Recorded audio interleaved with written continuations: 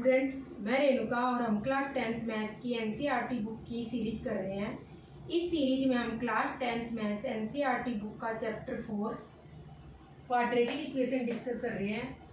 Previous video में हमने word problem के रिगार्डिंग कुछ पीवाईक्यू डिस्कस कर रहे थे और आज कुछ नए क्वेश्चन डिस्कस करेंगे पीवाईक्यू।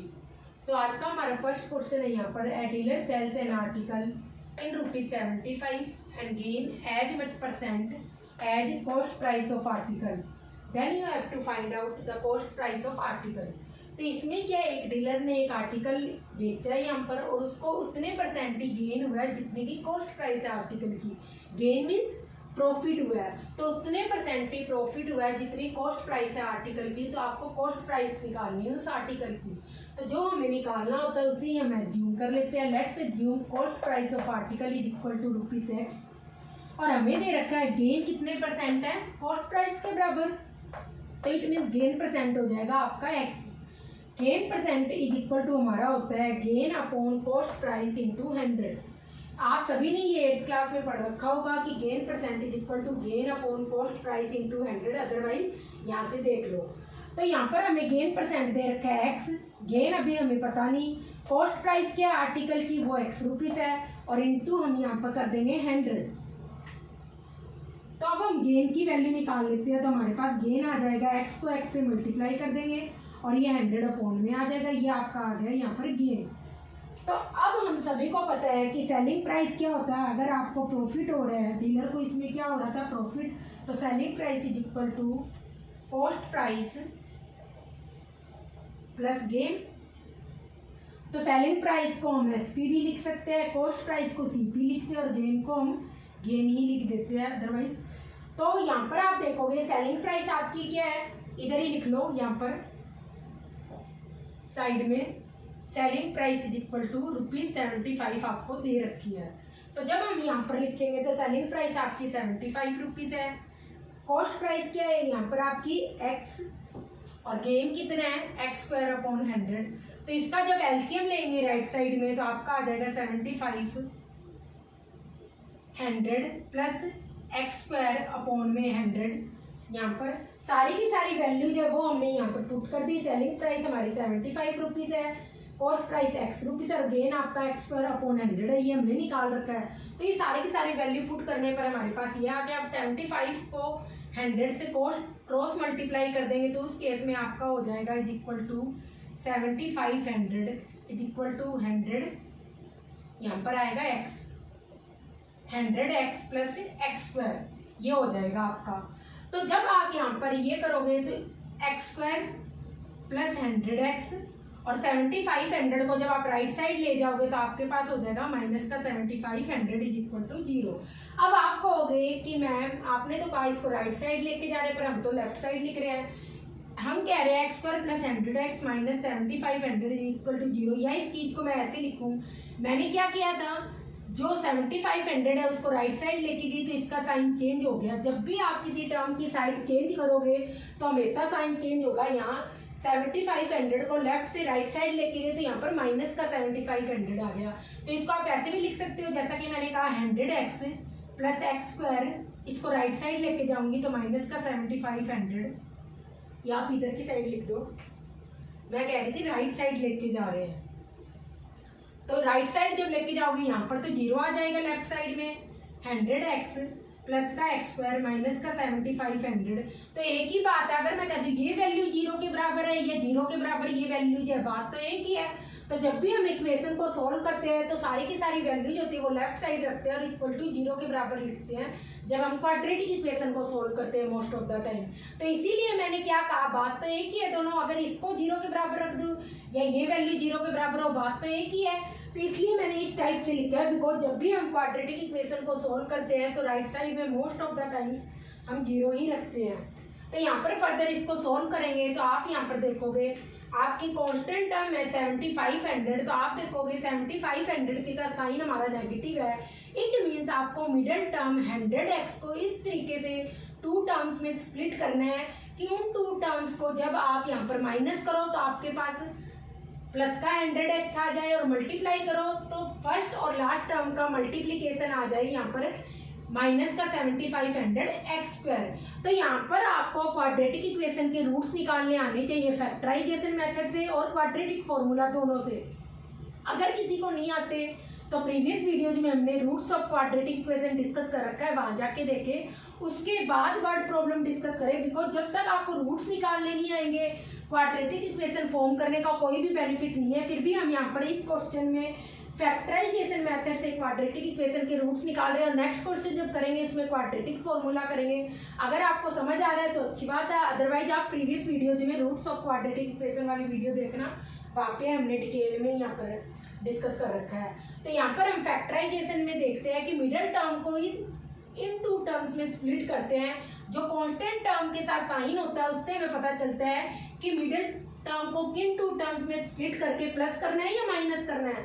तो यहाँ पर आपका कांस्टेंट टर्म के साथ 7500 के साथ माइनस है, तो it means middle term 100x को आपको इन टू टर्म्स में स्प्लिट करना है कि माइनस करने पर आपके पास प्लस का 100x आ जाए और मल्टीप्लीकेशन करने पर फर्स्ट और लास्ट टर्म का मल्टीप्लीकेशन आ जाए। तो आप यहाँ पर देखोगे एक्स स्क्वायर 150x माइनस का 50x माइनस का 7500 इज इक्वल टू 0।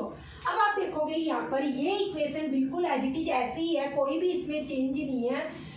सिर्फ हमने क्या किया, मिडल टर्म को इस तरीके से लिख दिया और आप देखो इन दोनों टर्म को जब सोल्व करोगे तो आपके पास प्लस का 100x आएगा। तो ये इक्वेशन यही है इसमें और इसमें कोई भी चेंज नहीं है। जस्ट हमने इसको यहाँ पर मोल्ड करके लिख दिया, 100x को 150x माइनस 50x में लिख दिया।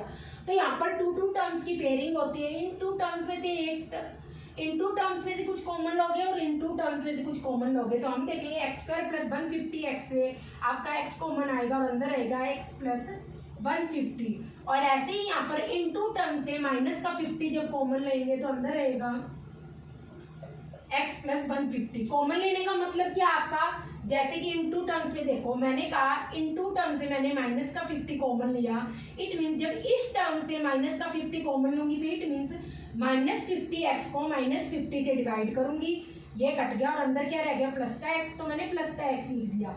तो कॉमन लेने का मतलब आप जिन भी टर्म से कॉमन लोगे उन टर्म्स को उस कॉमन टर्म से डिवाइड कर दोगे और जो आंसर आएगा अंदर ब्रैकेट में लिख देते हैं। ऐसे ही जब हम माइनस का 7500 से जब माइनस का 50 कॉमन लेते हैं, इट मीन्स माइनस का 50 से उसको डिवाइड करेंगे तो ये कट गया, ये भी कट गया और यहाँ पर आ गया 150 आ गया, प्लस का 150 आ गया। तो इसीलिए मैंने नेक्स्ट टाइम क्या लिखा है, प्लस का 150 लिखा है। तो कुल मिला के जब भी हम कॉमन टर्म लेते हैं तो वो उन टर्म को डिवाइड करने पर कॉमन टर्म से जो भी आपका क्वोशंट आता है वो हम अंदर लिखते हैं साइन के साथ। तो इसके बाद हम देखते हैं इसको फर्दर जब सोल्व करेंगे तो यहाँ पर आपका जो ब्रैकेट में पार्ट है वो हमेशा सेम होना चाहिए। तो आप यहाँ पर देखोगे इधर भी x प्लस 150 है और इधर भी x प्लस 150 है। तो इधर की साइड कॉमन हमेशा इसी टाइप से लेते हैं कि ये और ये पार्ट हमेशा सेम रहना चाहिए। अगर सेम नहीं आ रहा है तो इट मीन्स आपने कोई मिस्टेक करी है। तो यहाँ पर पहले कॉमन को लिख दो x प्लस 150 एक्सप्रेशन को और उसके बाद रिमेनिंग पार्ट लिख दो x माइनस 50 क्या आपका रिमेनिंग पार्ट है इज इक्वल टू 0। अब ये एक्सप्रेशन 0 के बराबर क्या कब होगी, या तो ये 0 के बराबर हो 0 इंटू ये तो 0 हो जाएगा, या फिर ये एक्सप्रेशन 0 के बराबर हो 0 इंटू ये तो ये 0 के बराबर हो जाएगा। तो इसलिए हम यहाँ पर कंसीडर करते हैं x plus 150 is equal to 0। तो x की वैल्यू आ गई 150, जब लेफ्ट से राइट साइड जाएगा तो माइनस का 150 हो जाएगा। और यहाँ पर नेक्स्ट टाइम हम ले लेते हैं x minus 50 is equal to 0। तो माइनस 50 जब राइट साइड जाएगा तो प्लस का 50 हो जाएगा। अब हम सभी को पता है मनी कभी नेगेटिव तो हो नहीं सकती। x हमारा क्या था, कॉस्ट प्राइस थी आर्टिकल की, और मनी कभी नेगेटिव नहीं होती, इसलिए ये आंसर नेग्लेक्ट करेंगे और ये आंसर हमारा सही होगा। तो आपका करेक्ट आंसर होगा ₹50। ये आपके पास करेक्ट आंसर होगा। कॉपी कर लो, फिर नेक्स्ट क्वेश्चन देखते हैं।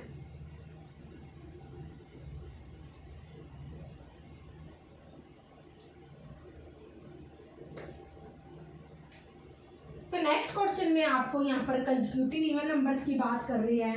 तो जब भी हम कंसेक्यूटिव नंबर्स की बात करते हैं हम कहते हैं वो नंबर्स जो लगातार होते हैं। जैसे कि मैंने बोला 5, 6, 7, 8, 9, 10, ये क्या सारे लगातार नंबर है, कोई भी नंबर बीच में स्किप नहीं हो रहा। स्टार्ट आप कहीं से भी कर दो, बस बीच में कोई नंबर स्किप नहीं होना चाहिए। तो ये सारे के सारे कंसेक्यूटिव नंबर्स है। जब हम कंसेक्यूटिव इवन नंबर्स की बात करेंगे तो सबसे पहले हम देखते हैं इवन नंबर्स क्या होते हैं। 0, 2, 4, 6, 8 ये सारे के सारे क्या होते हैं, इवन नंबर्स होते हैं।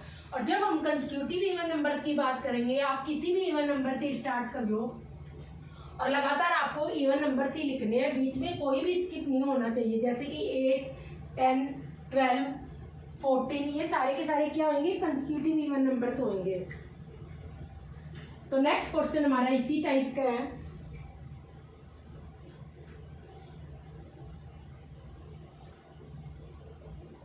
The sum of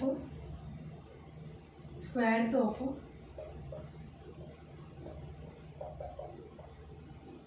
two consecutive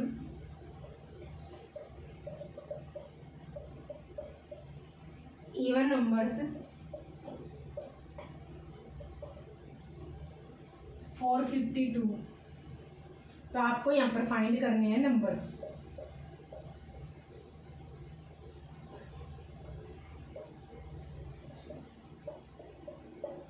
try करो, फिर हम देखते हैं क्वेश्चन।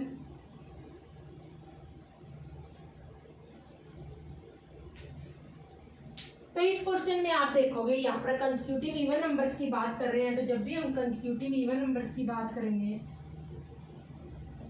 कंसेक्यूटिव इवन नंबर्स, तो हम कहेंगे जैसे कि 6, 8, 10, 12 डैश आगे भी चल रहे हैं, तो ये सारे के सारे कंसेक्यूटिव इवन नंबर्स होंगे। क्योंकि देखो आप रैंडमली कोई भी नंबर ले लो इवन नंबर, उसके बाद कोई भी नंबर स्किप नहीं होना चाहिए, बस इवन नंबर।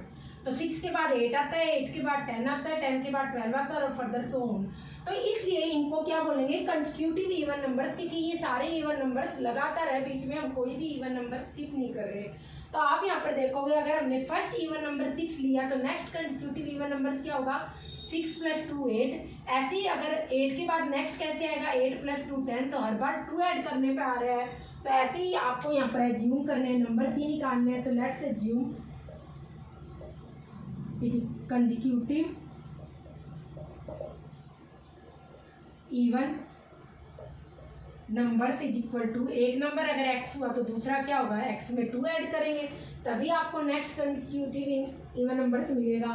तो इसमें आप कह रहे हैं यहाँ पर 2 कंसेक्यूटिव इवन नंबर्स का स्क्वायर।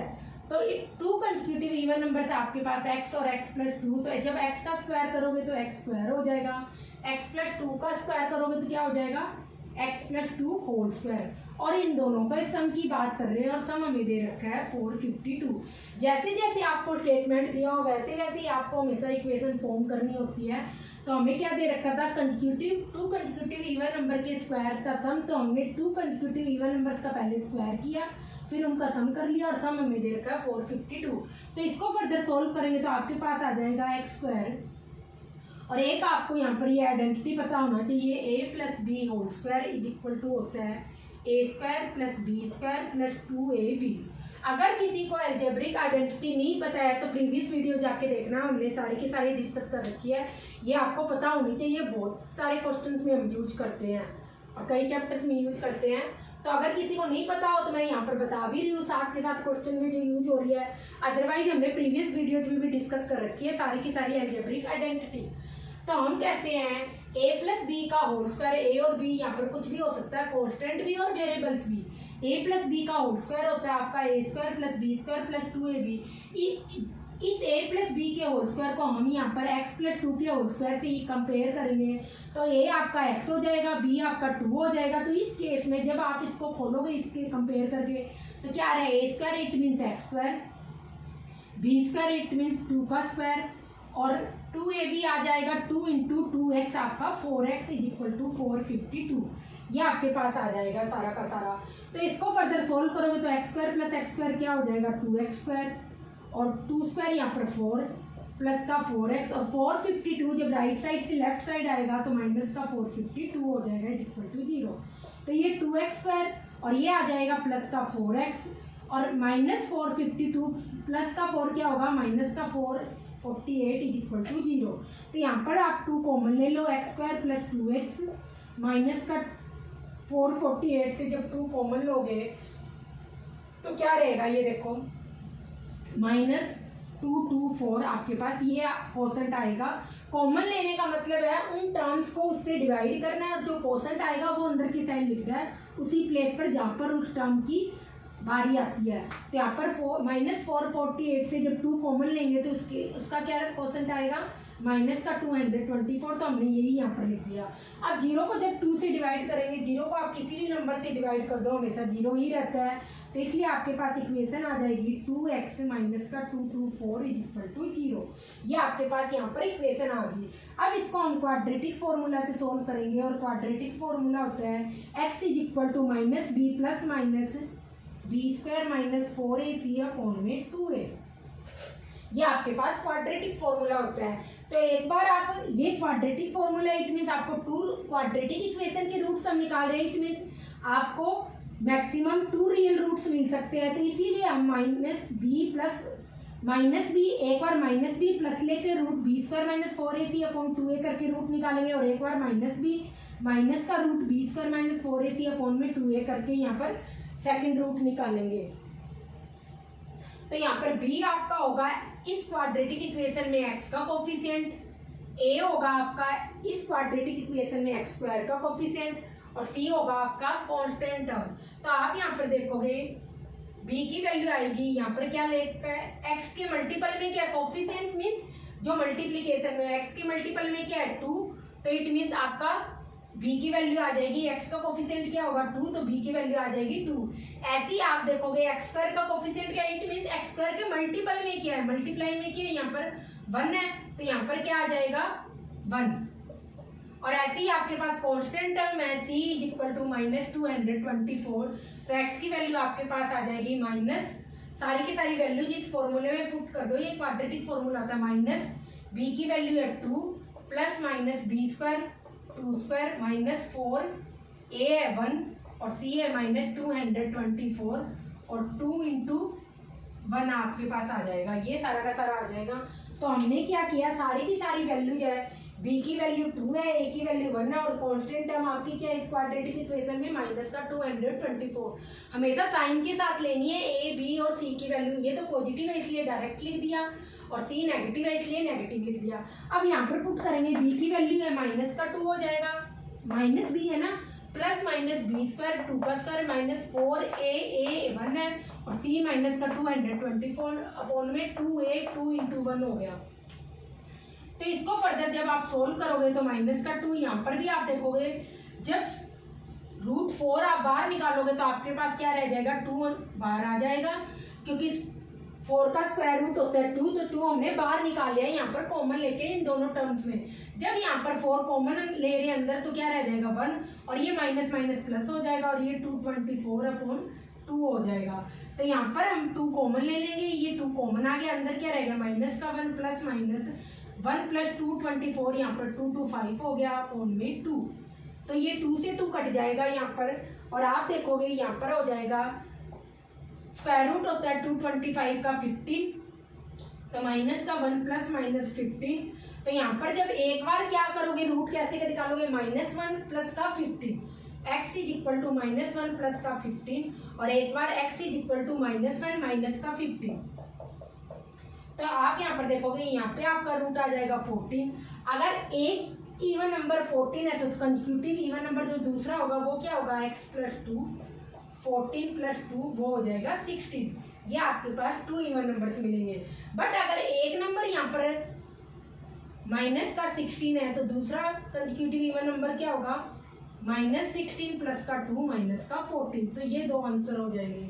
तो यहाँ पर आप देखोगे क्योंकि हमें पॉजिटिव नेगेटिव कोई भी नंबर्स की बात नहीं की हुई, तो आपके पास या तो नंबर्स होंगे 14 और 16 और इन दो या तो ये दोनों नंबर होंगे या फिर ये -16 और -14 ये 2 नंबर्स होंगे। कोई भी आपका आंसर हो सकता है, तो दोनों ही सही है। कॉपी कर लो, फिर नेक्स्ट क्वेश्चन देखते हैं।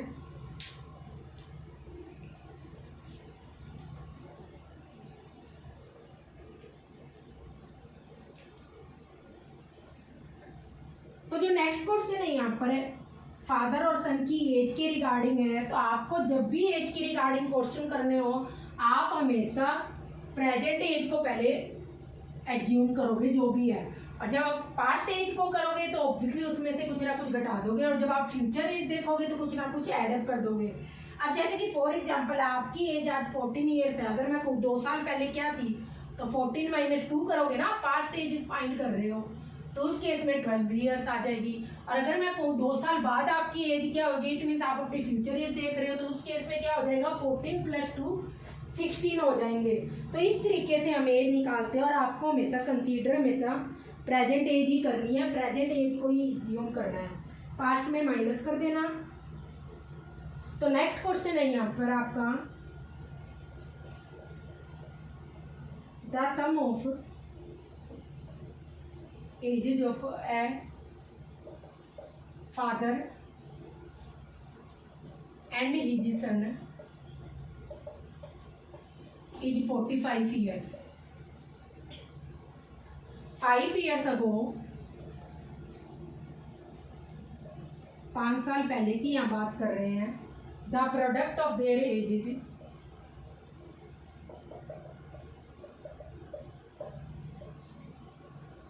इज 124। तो आपको ऑब्वियसली उनकी एज फाइंड करनी है जो भी है। ट्राई करो, फिर हम देखते हैं क्वेश्चन।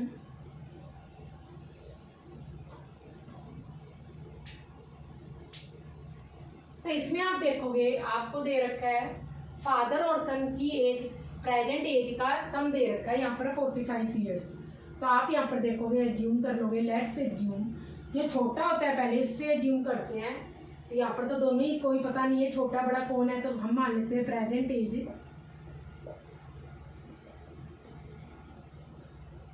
सन की एज है x ईयर्स, ईयर्स को आप YRS लगा के भी लिख सकते हो, और फादर्स की एज है यहाँ पर Y ईयर्स। अब हमें दे क्या रखा है, दोनों की प्रेजेंट एज का सम क्या है 45 ईयर्स, तो हम लिख लेते हैं x + y, दोनों की प्रेजेंट एज है, सन की एज x ईयर है, फादर की y है, तो x + y = 45। तो बिकॉज हम यहाँ पर क्वाड्रेटिक इक्वेशन फॉर्म कर रहे हैं, अगर आप नहीं भी करोगे तब भी आपकी यहाँ पर इसी टाइप से बनेगी। तो आप यहाँ पर देखोगे y को x की फॉर्म में निकाल लो, 45 - x = y की वैल्यू क्या होगी 45, और x जब राइट साइड जाएगा तो माइनस का x हो जाएगा। तो कुल मिला के फादर की एज हमने y को x की फॉर्म में निकाल लिया, 45 - x ईयर्स आपके पास होगी फादर की एज। अब हमें नेक्स्ट में दे रखा है 5 साल पहले की बात कर रहे हैं, तो ऑब्वियसली पास्ट की बात कर रहे हैं, तो आप लिख लो 5 years ago फादर की एज क्या होगी, फादर एज, ऑब्वियसली फादर की एज से 5 माइनस कर दो, 45 - x उसकी क्या थी प्रेजेंट एज, और 5 साल पहले माइनस कर देंगे तो 40 - x हो जाएगा आपके पास यहाँ पर फादर की एज में। तो ऐसे ही जब हम सन की एज की बात करेंगे तो 5 साल पहले उसकी एज, उसकी प्रेजेंट एज है x, तो 5 साल पहले क्या हो जाएगी x - 5, ये एज हो जाएगी। और इन दोनों की एज का प्रोडक्ट दे रखा है हमें 5 साल पहले की दोनों की एज का प्रोडक्ट दे रखा 124, तो 40 - x - 5 वो भी लिख सकते हो आप, पहले कोई वो नहीं है, 40 - x = 124। तो यहाँ पर इन दोनों एक्सप्रेशन को आपस में मल्टीप्लाई करना है, तो पहले क्या करो, इस x को इस पूरी की पूरी एक्सप्रेशन से मल्टीप्लाई कर दो, x 40 - x, अब -5 को इस पूरी की पूरी एक्सप्रेशन से मल्टीप्लाई कर दो, तो 40 - x = 124 आ गया। अब आप यहाँ पर देखोगे जब x को 40 से मल्टीप्लाई करोगे तो 40x आ जाएगा, x को -x से मल्टीप्लाई करोगे तो माइनस का x² आ जाएगा, -5 को 40 से मल्टीप्लाई करोगे तो माइनस का 200, और -5 को -x से मल्टीप्लाई करोगे तो प्लस का 5x = 124। ये आपके पास सारा का सारी ये हमने इक्वेशन सोल्व कर ली। x को अंदर मल्टीप्लाई कर देंगे और -5 को जब अंदर मल्टीप्लाई करेंगे तो आपके पास इस तरीके से कुछ ना कुछ आ जाएगा। तो इसको फर्दर सोल्व करेंगे, लाइक टर्म्स को हमें एक साथ कर लेते हैं। लाइक टर्म मतलब जो x वेरिएबल के उन टर्म को इकट्ठा लिख सकते हैं, और जो x² वेरिएबल के उन टर्म्स को इकट्ठा लिख देते हैं, और जिनमें कांस्टेंट है उन टर्म्स को इकट्ठा लिख देते हैं लाइक टर्म्स का मीनिंग।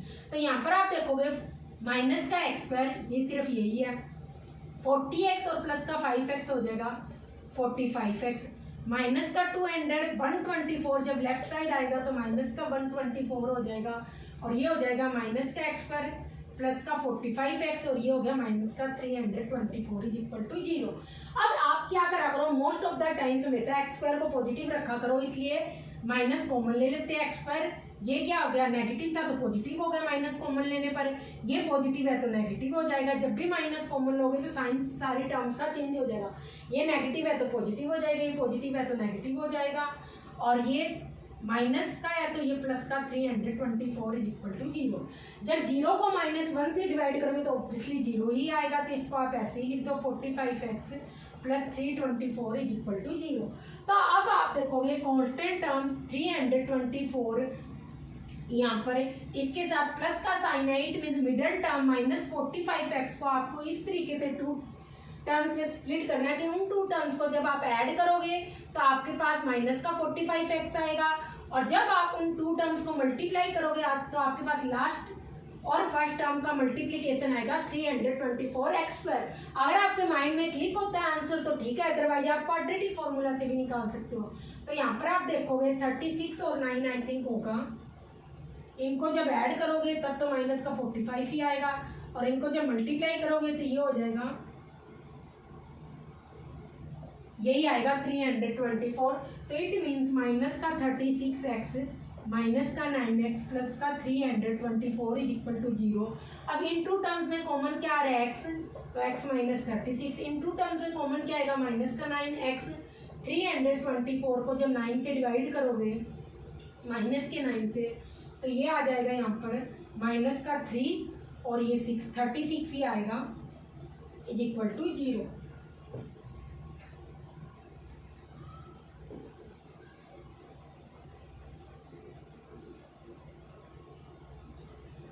तो यहाँ पर जो कॉमन पार्ट है पहले वो लिख लेते हैं x माइनस 36 और उसके बाद ये लिख लेते हैं remaining x minus 9 is equal to 0। तो ये इक्वेशन 0 के बराबर क्या होगी, या तो x माइनस 36 0 के बराबर हो और या फिर x माइनस 9 आपका 0 के बराबर हो।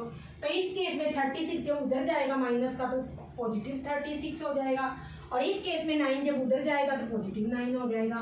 तो यहाँ पर अगर x 36 है तो फादर की एज क्या है, y is equal to 45 minus X, 45 minus 36 यहाँ पर आ जाएगा 9 ईयर्स, ये आ जाएगी एज फादर और सन की। और इस केस में x इज इक्वल टू 9 है तो y की वैल्यू आ जाएगी 45 माइनस एक्स, 45 माइनस 9 36 ईयर्स। तो ये दो एज आ जाएगी। तो आप देखो कौन सी सिचुएशन आपको रियलिस्टिक लगती है, जब सन की एज 9 ईयर्स है और फादर की एज 36 ईयर्स है, ऑब्वियसली ये सही है। ऐसा तो हो सकता है, पर ऐसा तो कभी नहीं होगा कि सन की एज 36 ईयर है और फादर की एज 9 ईयर्स है, तो ऑब्वियसली ये आंसर हम नहीं लेंगे, ये आपका रॉन्ग होगा और ये आंसर करेक्ट होगा। तो दोनों की एज यहाँ पर होगी, सन की एज होगी 9 ईयर्स और फादर की एज होगी 36 ईयर। तो इन क्वेश्चन में यही है, आपको सिलेक्ट करना पड़ता है, आंसर दोनों निकालते हो, जो नहीं लोगे उसको रिजेक्ट कर देना, क्रॉस कर देना, और जो लोगे उस पर मार्क कर देना, और ये आपका करेक्ट आंसर होगा। कॉपी कर लो।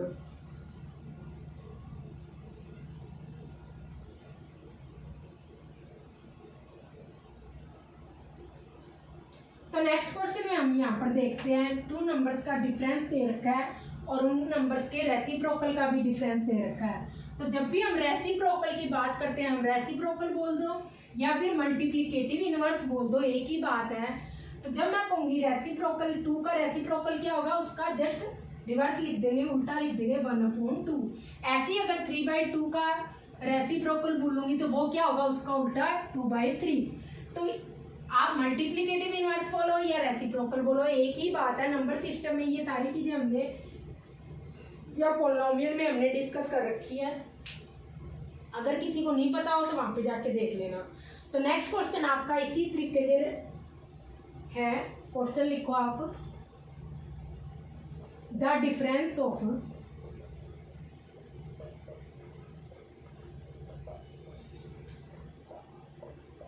To numbers is 5 and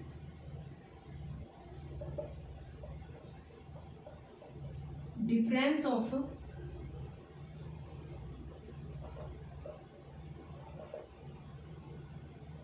there reciprocals is 1/10। तो ऑब्वियसली आपको नंबर्स फाइंड करने हैं, यहाँ पर फाइंड नंबर्स। ट्राई करो, फिर हम देखते हैं क्वेश्चन।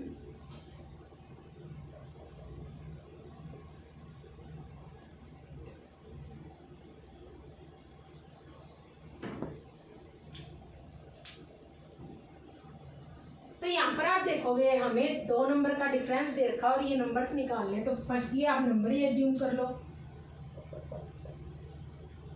लेट्स एज्यूम आपके पास हो जाएंगे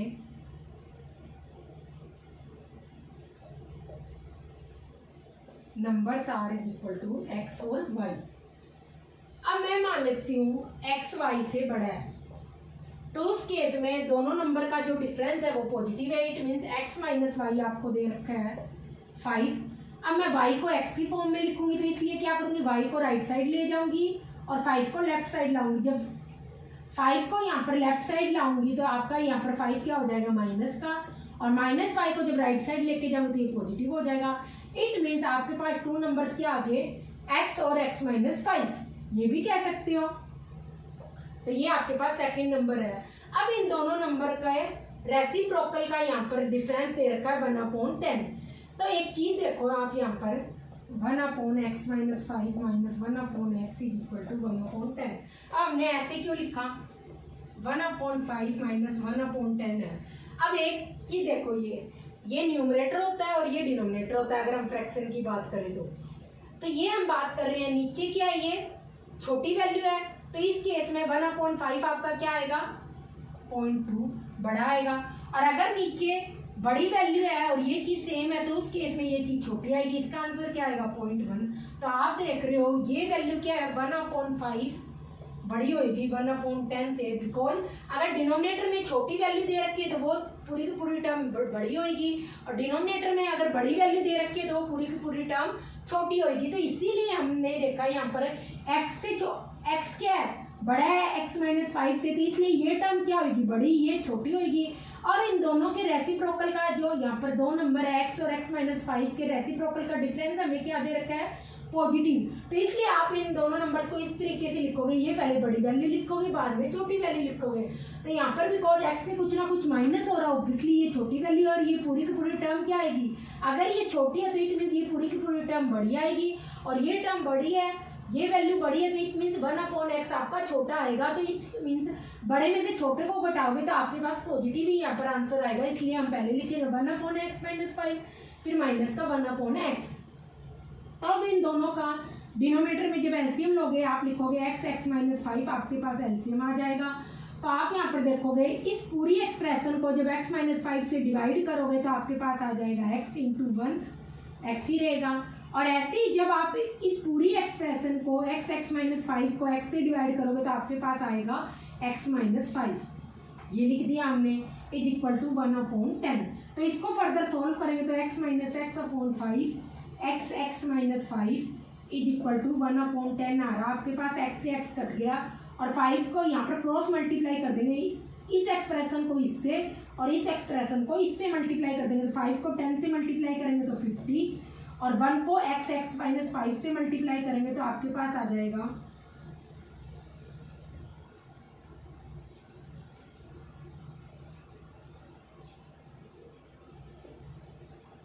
x² माइनस का 5x, और 50 को जब आप राइट साइड ले जाओगे तो माइनस का 50 हो जाएगा, जो कि ये है, इज इक्वल टू 0। तो आपके पास ये क्वाड्रेटिक इक्वेशन आ गई। अब आपको अगर फैक्टराइजेशन से आ रहा है, इजीली पता चल रहा है तो कर लो, नहीं तो क्वाड्रेटिक फॉर्मूला से। हम देख रहे हैं यहाँ पर कांस्टेंट टर्म माइनस की 50 है, कांस्टेंट टर्म के साथ माइनस का साइन है। It means middle term -5x को इन 2 टर्म्स में आपको स्प्लिट कर रहे हैं कि माइनस करने पर उन 2 टर्म्स को माइनस का 5x बन जाए, और जब आप मल्टीप्लीकेशन करोगे तो उन 2 टर्म्स का मल्टीप्लीकेशन, फर्स्ट और लास्ट टर्म का मल्टीप्लीकेशन आना चाहिए माइनस का 50x²। तो यहाँ पर आप देखोगे ये तो इजी से है, इसमें तो कुछ है नहीं।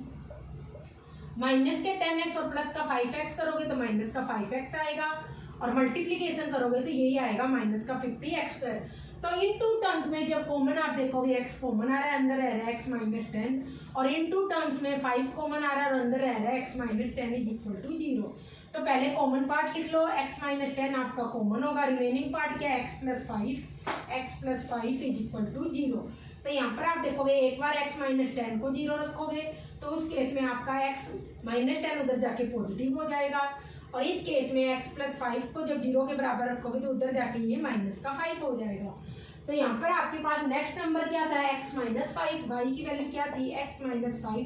अगर x की वैल्यू 10 हुई तो y की वैल्यू क्या हुई 5, ये नेक्स्ट नंबर हुआ। और अगर आपके पास x की वैल्यू माइनस 5 है तो y की वैल्यू क्या हुई -5 माइनस 10, ये 2 नंबर्स आ गए। तो इट मीन्स आपके पास या तो 2 नंबर्स होंगे 10 और 5 और कोई एक ऑप्शन होगा, या फिर वो नंबर होंगे माइनस का 10 और माइनस का 5, दोनों ही आंसर हो सकते हैं। या तो ये 2 नंबर होंगे या फिर ये 2 नंबर होंगे, और लगा के लिखना है, मतलब दोनों में से कोई भी हो सकते हैं। कॉपी कर लो, फिर नेक्स्ट क्वेश्चन देखते हैं।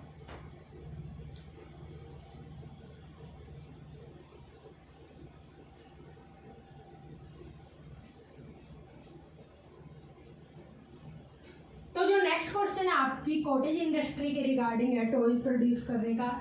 ये क्वेश्चन आपके एनसीईआरटी बुक के एग्जाम्पल का ही क्वेश्चन है, उसमें जस्ट आपकी इक्वेशन बनाने के लिए दे रखी है, बट एग्जाम में आपसे इसके रूट्स भी पूछ लिए थे, तो ये अच्छा क्वेश्चन था।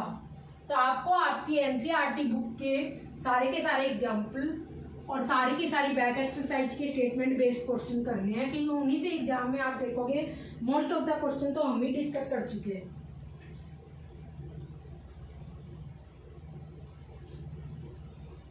तो नेक्स्ट क्वेश्चन आपका, a cottage industry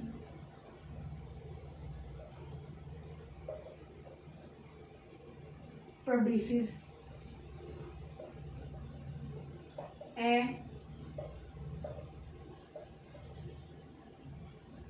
certain number of toys in a day. The cost of production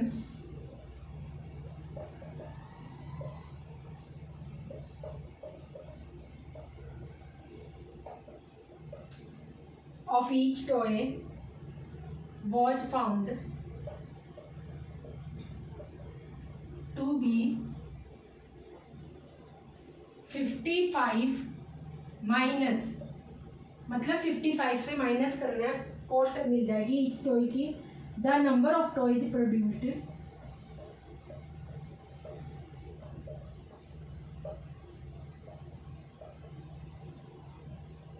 in a day, और ऑन ए पर्टिकुलर डे, एक special day,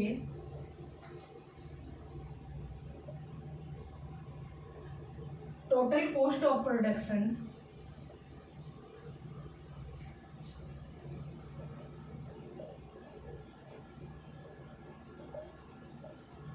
was found rupees 750 rupees.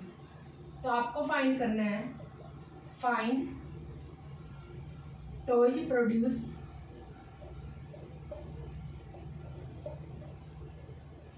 On that day, उस special day पे कितने toys produce हुए थे। Try करो, अगर आपको आ रहा है तो, हमें तो सोल्व करना ही करना है फिर।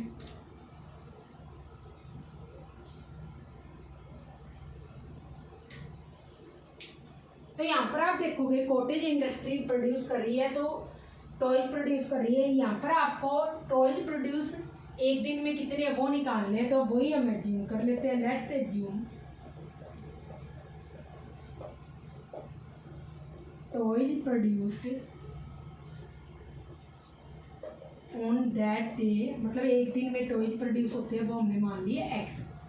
अब ये हमारे पास आगे टॉयज आ गए, उसके बाद हमें कह रहे हैं cost of production of each toy, मतलब कॉस्ट ऑफ ईच टॉय हमारे पास हो जाएगी, हमें दे रखी है यहाँ पर टू बी 55 माइनस 55 लिख लिया, और minus the number of toys produced in a day.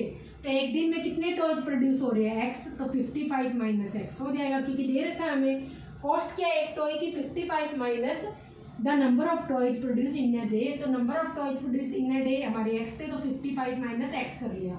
और particular day total cost of production क्या थी, ₹750। तो आप यहाँ पे लिख लोगे total production cost is equal to ₹750।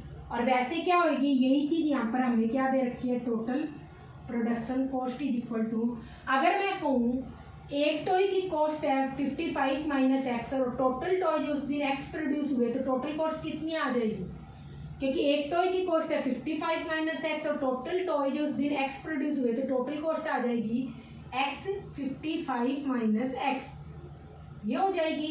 तो आप यहाँ पर देखोगे आपकी ये दोनों चीजें आपस में बराबर है, ये भी टोटल प्रोडक्शन कॉस्ट है और ये भी टोटल प्रोडक्शन कॉस्ट है, तो आपस में इक्वल कर देंगे। X 55 minus x is equal to 750।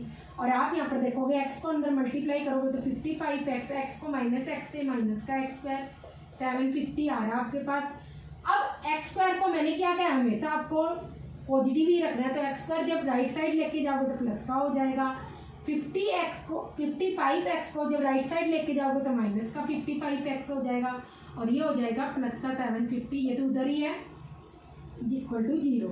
अब आप यहाँ पर देखोगे कांस्टेंट टर्म आपकी 750 है और इसके साथ प्लस का साइन है, it mean middle term minus 55x को आपको ऐसे टू टर्म्स में स्प्लिट करना है कि उन टू टर्म्स को जब आप ऐड करोगे तो माइनस का 55x आ जाए और जब मल्टीप्लिकेशन करोगे तो फर्स्ट और लास्ट टर्म का मल्टीप्लिकेशन आ जाए x square 750 into x square. तो आप यहाँ पर देखोगे आई थिंक 25 को 30 से करोगे यही आएगा। तो यहाँ पर आप देखोगे एक्स स्क्वायर माइनस का 25x माइनस का 30x और प्लस का 750।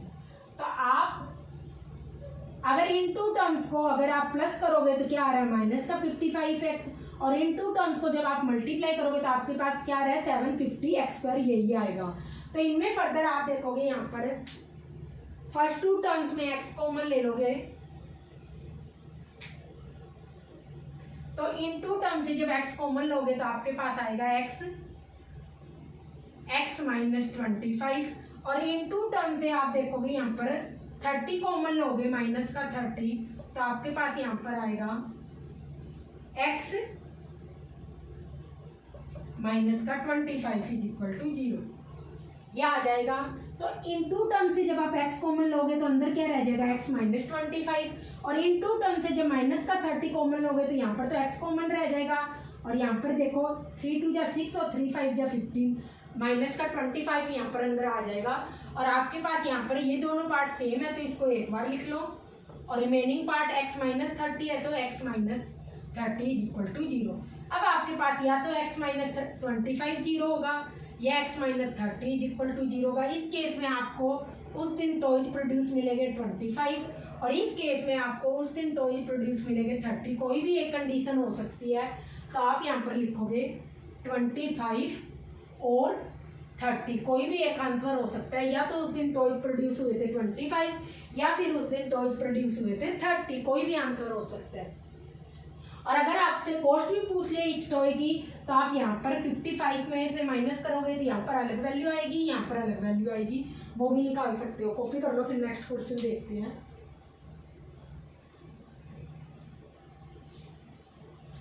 तो नेक्स्ट क्वेश्चन है आपके एनसीईआरटी एग्जाम्पलर का ही है और I think last year supplementary exam में पूछा गया था और एक टफ क्वेश्चन था आई थिंक वो।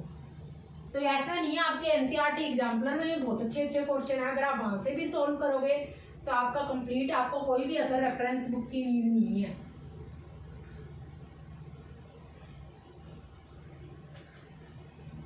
तो क्वेश्चन है आपका नेक्स्ट, ये भी एज के रिगार्डिंग ही क्वेश्चन है यहाँ पर आपका।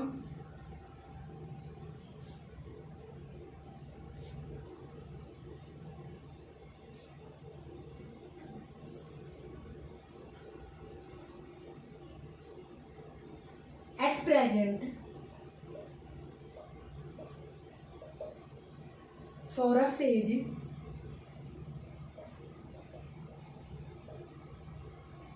is 3 years more than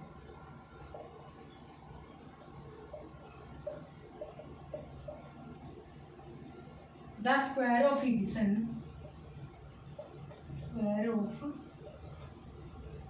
his son Ravi's as,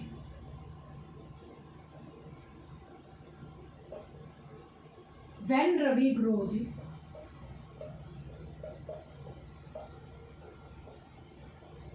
to his father's present age, ये present age दे रखी है, to his father's present age, तो सौरभ's as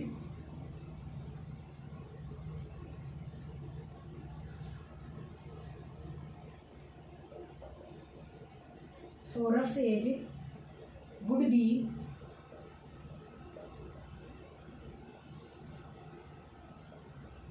6 years less than 13 times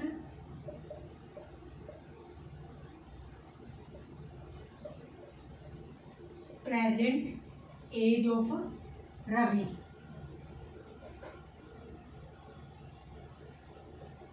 तो आपको फाइंड करनी है प्रेजेंट एजेज ऑफ बोथ, दोनों की प्रेजेंट एज निकालनी है।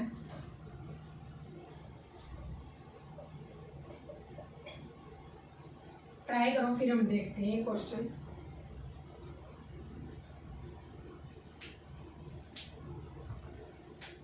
तो आप देखोगे इसमें आपको दोनों की प्रेजेंट एज निकालनी है, तो वही हम यहाँ पर क्या करते हैं, कंसीडर कर लेते हैं। तो यहाँ पर जो छोटी एज है पहले उसको निकाल लो। तो आप देखो पहले सन की एज ऑब्वियसली कम होगी फादर से, तो उसको अज्यूम करो क्योंकि फादर की एज का उसकी एज के साथ रिलेशन है। Let's assume. तो यहाँ पर प्रेजेंट एज हमेशा लिखने हैं। अगर प्रेजेंट से एज निकाल रहे हो, प्रेजेंट से age is equal to Ravi की एज क्या है, रवि से एज इज इक्वल टू हमने मान ली x ईयर्स है। तो उसके फादर की एज प्रेजेंट एज क्या होगी, फादर का नाम क्या है, सौरभ ही लिख लेते हैं। तो सौरभ की एज दे रखी है रवि की एज का स्क्वायर, रवि की प्रेजेंट एज का स्क्वायर, एक्स का स्क्वायर एक्स स्क्वायर, और उससे 3 ईयर्स ज़्यादा। ये हमने कर लिया। अब हमें दे रखा है नेक्स्ट टाइम जब रवि अपने फादर की एज के बराबर हो जाएगा, इट मीन्स आफ्टर, यहाँ पर हो जाएगा रवि फादर की एज के बराबर हो जाएगा, it means x square plus 3 minus X years के बाद की बात कर रहे हैं। ईयर्स को हम वाई आर एस भी लिख सकते हैं, वाई आर एस ईयर्स है ये। तो यहाँ पर आप देखोगे after X square plus 3 minus X years के बाद क्या होगा, फादर की एज क्या होगी, when Ravi grows to his father age. तो रवि फादर की एज के बराबर कब होगा, X square plus 3 minus X years के बाद।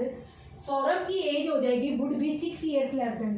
तो इतने टाइम के बाद सौरभ की एज क्या होगी, प्रेजेंट एज सौरभ की एक्स स्क्वायर प्लस 3, इतने सालों के बाद, तो इतने साल ऐड कर दूंगी 3 माइनस एक्स, और एक्चुअल में होगी किसके बराबर, रवि की प्रेजेंट एज के 13 टाइम्स का 6 कम होगी।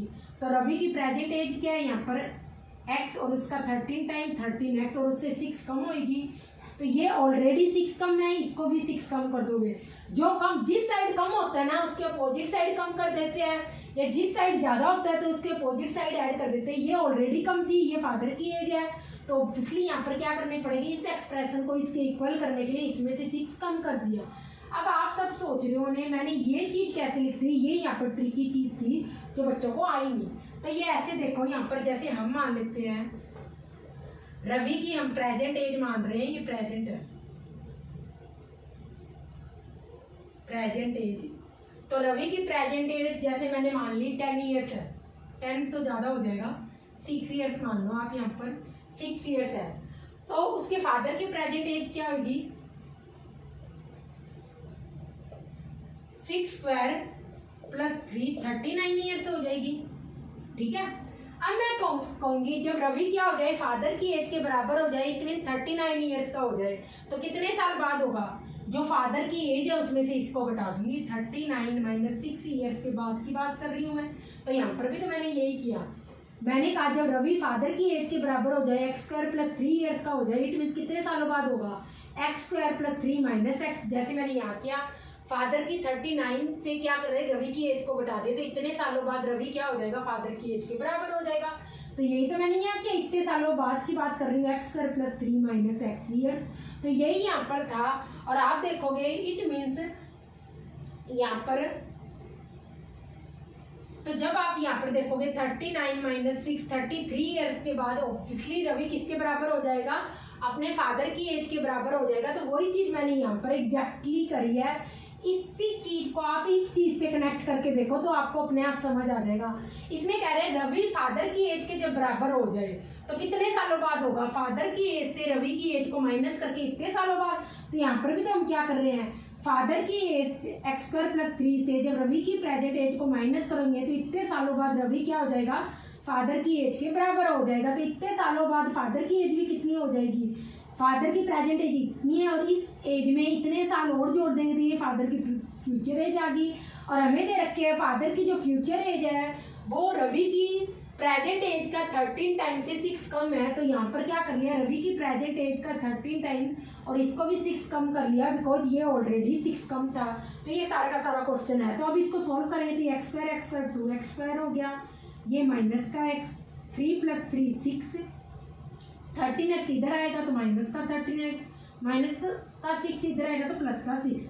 अब लाइक टर्म्स को ऐड कर लो, 2x² माइनस x और माइनस का 13x माइनस का 14x, 6 + 6 12 आ गया। तो आप यहाँ पर देखोगे 2 कॉमन आएगा, 2 कॉमन ले लो, यहाँ पर रह जाएगा x², इधर रह जाएगा माइनस का 7x, इधर रह जाएगा प्लस का 6 = 0।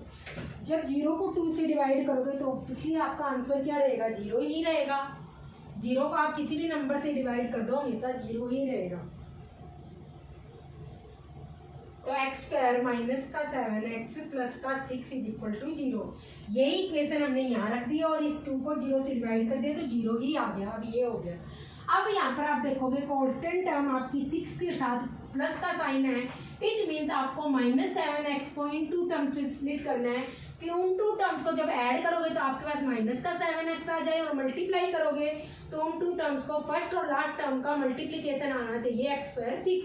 तो यहाँ पर आप देखोगे आपके पास x² माइनस का यहाँ पर 6x माइनस का x प्लस का 6 = 0। इन 2 टर्म्स को जब ऐड करोगे तो माइनस का 7x आ रहा है और इन 2 टर्म्स को जब मल्टीप्लाई करोगे तो प्लस का 6x² आ रहा है। तो इन 2 टर्म्स में यहाँ पर कॉमन आ रहा है x माइनस 6 अंदर रह गया और यहाँ पर कॉमन क्या लेना है, -1। तो इस केस में इस जब -x को -1 से डिवाइड करोगे तो पॉजिटिव x आ जाएगा और प्लस के 6 को -1 से डिवाइड करोगे तो माइनस का 6 आ जाएगा = 0। तो यहाँ पर पहले कॉमन पार्ट लिख लो, x - 6 और x - 1 = 0। तो या तो आपके पास x - 6 = 0 होगा तभी ये इक्वेशन 0 होगी, इस केस में x = 6, और या फिर x - 1 = 0 होगा, इस केस में x = 1 आ गया। तो ये तो आपके पास दोनों केस में रवि की एज आ गई, फादर की एज इट मीन सौरभ की एज क्या होगी, सौरभ एज = x² + 3। तो यहाँ पे 6 का स्क्वायर प्लस का 3 39 ईयर्स आ गई यहाँ पर। अगर रवि की एज 6 ईयर्स है और अगर रवि की एज 1 ईयर्स हुई तो उस केस में सौरभ की एज आ जाएगी x² + 3 1² + 3 4 ईयर्स। और ऑब्वियसली ये केस तो कभी नहीं होगा। देखो सन की एज तो कुछ भी हो सकती है बट फादर की एज ये नहीं हो सकती क्योंकि इस केस में इस टाइम में रिप्रोडक्शन स्टार्ट ही नहीं होता, तो इसलिए ये रियलिस्टिक सिचुएशन नहीं होगी और ये आपका करेक्ट आंसर होगा। इसे हम नेगलेक्ट करेंगे, आपको एग्जाम में निकाल के और फिर क्रॉस करना है कि ये आंसर नहीं लेंगे तो आप लिखोगे this is not a realistic situation. और ये सच में हो सकता है, जब सन की एज 6 ईयर्स है तो फादर की एज 39 ईयर्स हो सकती है।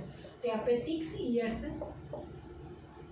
और 39 ईयर्स, ये आपके पास करेक्ट आंसर होगा। कॉपी कर लो, फिर नेक्स्ट क्वेश्चन देखते हैं। तो नेक्स्ट क्वेश्चन में यहाँ पर आपके फ्रैक्शन के रिगार्डिंग क्वेश्चन है।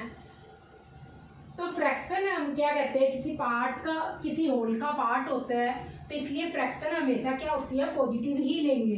फ्रैक्शन में जो ऊपर, जैसे मैंने बोला 2/3 एक फ्रैक्शन होगा, तो जो ऊपर वाला है 2 इसको हम न्यूमरेटर बोलते हैं और जो नीचे वाला है 3 इसको हम डिनोमिनेटर बोलते हैं। और बिकॉज फ्रैक्शन हमेशा किसी चीज का पार्ट होता है तो फ्रैक्शन हमेशा पॉजिटिव ही होती है, कभी नेगेटिव नहीं हो सकती। तो जब भी आपके फ्रैक्शन का कोई क्वेश्चन आए तो आप हमेशा पॉजिटिव वाला आंसर ही लोगे, नेगेटिव का नेग्लेक्ट करोगे। तो नेक्स्ट क्वेश्चन लिखो यहाँ पर,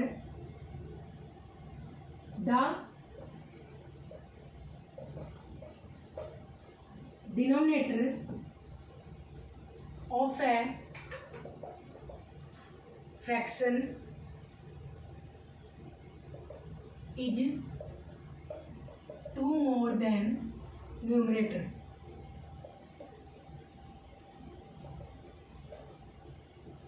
If 2 is added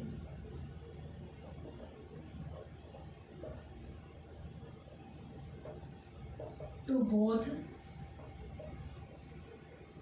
न्यूमरेटर, ये आपकी ओरिजिनल फ्रैक्शन है और ये जो हम बता रहे हैं ये हाइपोथेटिकल केस है। जब हम ये केस कंसीडर करेंगे both numerator and denominator, the some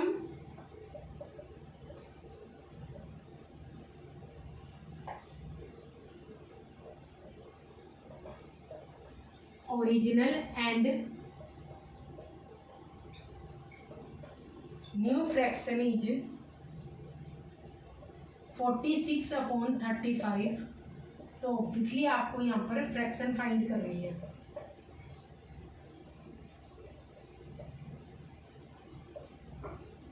try करो ये क्वेश्चन, फिर हम देखते हैं।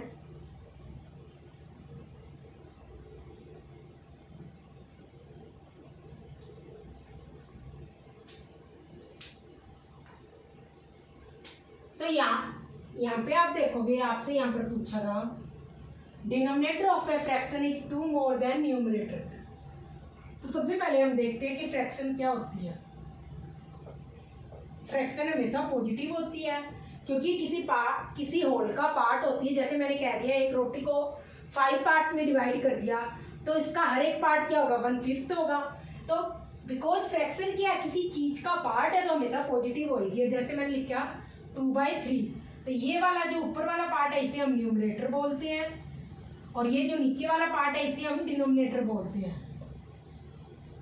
तो बस ये फ्रैक्शन होती है। अब हमसे फ्रैक्शन पूछिए तो ऐसे ही हम एज्यूम कर लेते हैं। लेट्स एज्यूम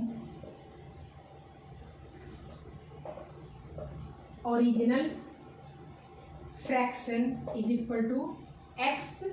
हमें क्या दे रखा है, denominator of a fraction is 2 more than numerator. तो पहले हम छोटी वाली चीज को मानेंगे, न्यूमरेटर अगर x है तो डिनोमिनेटर 2 ज्यादा है न्यूमरेटर से, x+2। मैंने कहा था ना ये डिनोमिनेटर है, न्यूमरेटर हमारा ये 2x दे रखा है तो डिनोमिनेटर क्या होगा, x+2। तो हमने x+2 लिख दिया। न्यू फ्रैक्शन हमें यहाँ पर फॉर्म करनी है और उसके लिए हमें केस दे रखा है कि अगर दो न्यूमरेटर और डिनोमिनेटर दोनों में ऐड करें तो न्यूमरेटर x में 2 ऐड करें तो x+2, डिनोमिनेटर x+2 में जब 2 ऐड करेंगे तो ये हो जाएगा x+4। तो इट मीन्स आपके पास न्यू फ्रैक्शन आ गई x+2 और अपॉन x+4। अब इन दोनों का यहाँ पर सम दे रखा है जो ओरिजिनल और न्यू फ्रैक्शन है यहाँ पर। तो ओरिजिनल फ्रैक्शन आपकी x+2 और न्यू फ्रैक्शन आपकी x+2 upon x+4 is equal to, इनका सम दे रखा है 46/35। तो इसको फर्दर सोल्व करोगे तो यहाँ पर आप देखोगे x+2 और x+4 का एलसीएम क्या आएगा, x+2 और x+4 यही एलसीएम आएगा। इस पूरी एक्सप्रेशन को जब x+2 से यहाँ पर डिवाइड करोगे तो आपके पास क्या रहेगा, x+4 और x+4 को x से मल्टीप्लाई कर दोगे, x+4। अब ऐसे ही जब x+4 को जब इस पूरी एक्सप्रेशन x+4 को x+4 से इससे डिवाइड करोगे तो आपके पास क्या रह जाएगा, x+2 और इस x+2 को इस x+2 से मल्टीप्लाई करेंगे तो यहाँ पर आएगा x+2 का whole square is equal to आपके पास हो जाएगा 46/35 ये आ जाएगा। तो इसको अंदर जब मल्टीप्लाई करोगे तो x को अंदर मल्टीप्लाई करोगे x² प्लस का 4x और ये 35 क्या होगा, इस सारी एक्सप्रेशन से क्रॉस मल्टीप्लाई हो जाएगा। क्रॉस मल्टीप्लाई मतलब ऐसे, ये सारी एक्सप्रेशन 35 से मल्टीप्लाई होगी और ये सारी एक्सप्रेशन 46 से मल्टीप्लाई होगी। तो यहाँ पर जब x+2 का होल स्क्वायर जब हम खोलेंगे, हमने लास्ट टाइम ही देखा था, अलजेब्रिक आइडेंटिटी लगाई थी a² प्लस बी स्क्वायर क्या है 2 का स्क्वायर, और 2ab क्या होगा 4x हो जाएगा। अभी हमने क्वेश्चन में देखा था a प्लस बी का होल स्क्वायर, और यहाँ पर हमने 35 से इसको मल्टीप्लाई कर दिया। अब ऐसे ही 46 से जब ये मल्टीप्लाई करोगे x प्लस 2 और x प्लस 4, तो इसको केयरफुली सॉल्व करना, कोई गलती ना हो जाए। तो पहले अंदर लाइक टर्म्स को ऐड कर लो। 35 अंदर क्या होगा X square plus x square, यहाँ पर 2x स्क्वायर हो जाएगा। 4x प्लस 4x 8x हो जाएगा, और ये 4 रहेगा। लाइक टर्म जिनमें एक जैसे वेरिएबल हो, या वो एक जैसी हो, या तो कांस्टेंट हो या एक जैसे वेरिएबल हो। इसके बाद 46, इसको x को अंदर मल्टीप्लाई करोगे तो एक्स स्क्वायर प्लस 4x आएगा, और 2 को अंदर मल्टीप्लाई करोगे तो 2x प्लस 8 आएगा। तो कुल मिला के यहाँ पे 6x आ जाएगा, और ये 2 4 जा 8 आ जाएगा। ये ऐसा कुछ बनेगा। तो इसको जब फर्दर आप सोल्व करोगे यहाँ पर,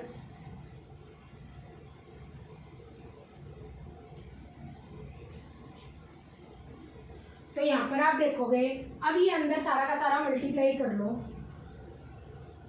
35 को जब 2 से मल्टीप्लाई करोगे 70x स्क्वायर, 35 को जब 8 से मल्टीप्लाई करोगे 8 5 जब 40, 280 आएगा। 280x प्लस का 280x, और ये प्लस 4, 35 को जब 4 से मल्टीप्लाई करोगे तो ये 140 आएगा इज इक्वल टू। अब इसके बाद ये सारा का सारा अंदर मल्टीप्लाई करोगे तो 46x स्क्वायर, 46 को 6 से मल्टीप्लाई करोगे 276x आएगा, और 46 को जब 8 से मल्टीप्लाई करोगे तो यहाँ पर आ जाएगा 368 आएगा। तो ये सारे के सारे यहाँ पर मल्टीप्लिकेशन पर आपके पास आ जाएगी।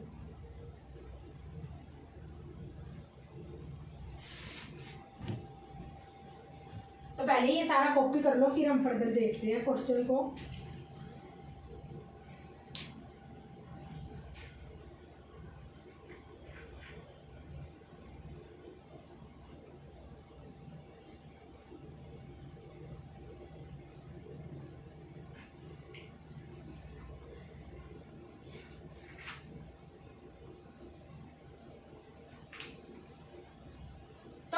यहाँ पर देखते हैं, इसको फर्दर सोल्व करेंगे। तो अब सारी की सारी टर्म्स क्या करो, यहाँ पर लेफ्ट साइड ले आओ। तो 70x स्क्वायर, इसके जैसी टर्म कौन सी है 46x स्क्वायर। क्यों, इधर आएगा जब नेगेटिव हो जाएगा। इसमें भी x स्क्वायर है, इसमें भी x स्क्वायर, हमेशा सेम टर्म सिर्फ ऐड या माइनस होती है। x स्क्वायर वाली टर्म x वाली स्क्वायर वाली टर्म के साथ रिलेट होगी। 280x, और ये क्या आ जाएगा माइनस का 276x प्लस का 140, और जब 368 को लेफ्ट साइड लाएंगे तो माइनस का 368 हो जाएगा इज इक्वल टू 0।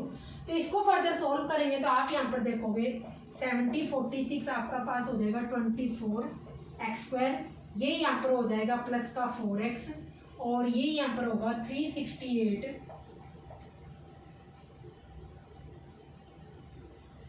तो ये हो जाएगा यहाँ पर माइनस का 228 इज इक्वल टू 0।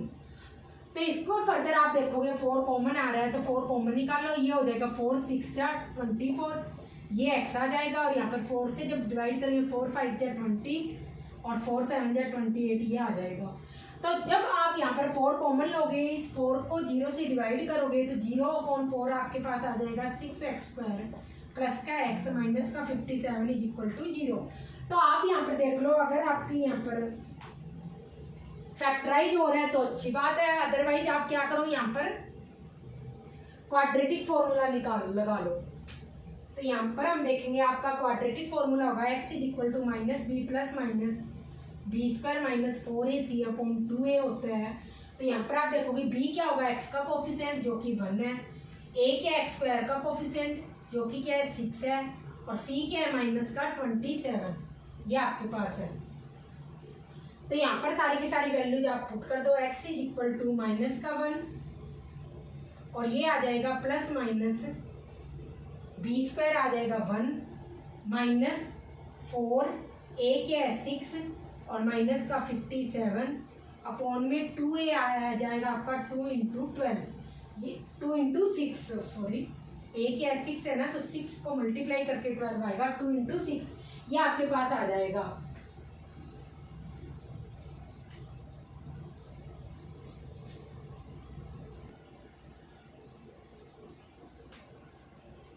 तो यहाँ पर आप फर्दर इसको मल्टीप्लाई कर लोगे, फर्दर सोल्व करोगे ये सारे की सारा,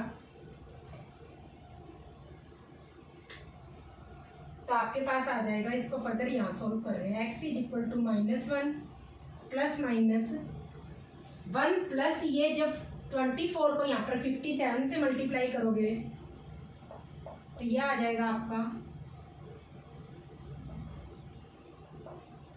1368 आएगा। 1 + 1368 अपॉन में 12 आ जाएगा। 6 × 2 = 12 हो जाएगा। तो यहाँ पर आ जाएगा x = -1 प्लस माइनस 1369 1369 आ जाएगा और अपॉन में 12 आ जाएगा। अब मैंने कहा था अगर आपको कभी भी स्क्वायर रूट निकालना हो तो आप राउंड फिगर के रिगार्डिंग निकाल सकते हो। अगर आपको स्क्वायर रूट नहीं भी आता तो और जल्दी निकालने के लिए, तो आप यहाँ पे देखोगे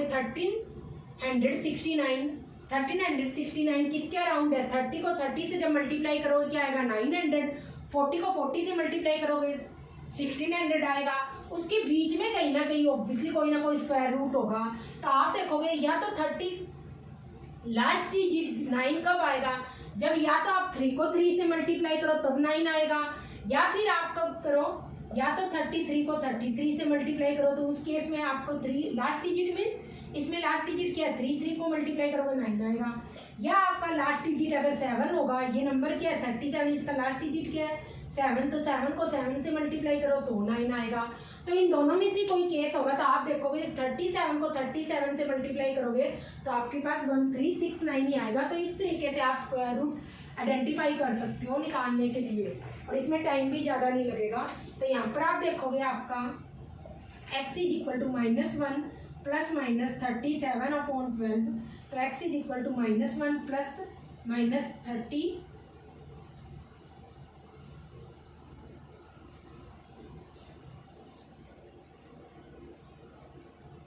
तो -1 प्लस का 37 अपॉन 12, तो यहाँ पर क्या आ जाएगा -1 और प्लस का 37 क्या आएगा 36 आएगा प्लस का, और 36 को 12 से डिवाइड करेंगे तो x आपका 3 आ गया। नेगेटिव वाला केस नहीं लेंगे बिकॉज मैंने कहा था फ्रैक्शन कभी नेगेटिव नहीं होती, इसलिए -1 माइनस का 37 अपॉन 12 वाला केस नहीं लेंगे।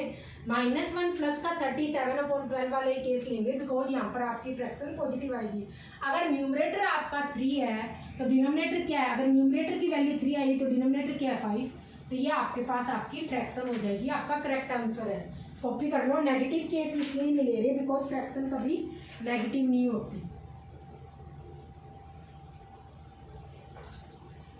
तो नेक्स्ट क्वेश्चन में यहाँ पर आपके अनन्या के मार्क्स दे रखे हैं कि साइंस और मैथ्स में कितने। ये भी आई थिंक आपके एनसीईआरटी बुक का ही क्वेश्चन है, और इसी टाइप का एक क्वेश्चन एनसीईआरटी एग्जाम्पलर में भी ऐसे इसी टाइप का एक question.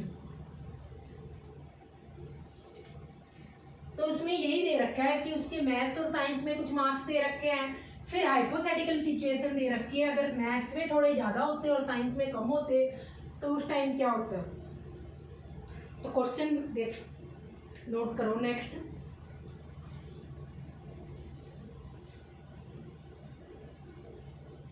In a class test the sum of marks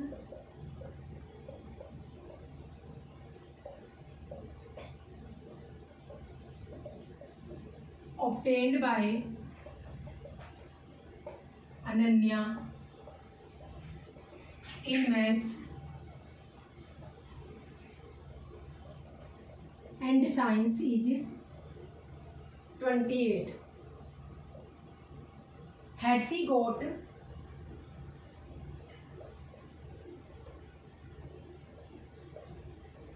3 more marks in maths and 4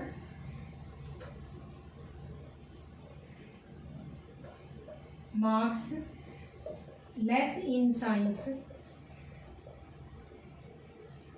the product of marks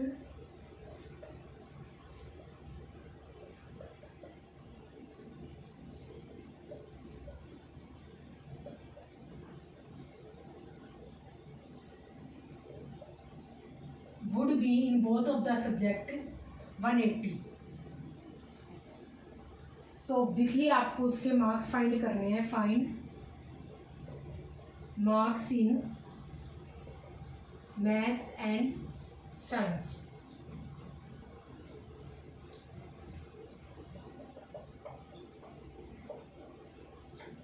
try करो, फिर हम देखते हैं question.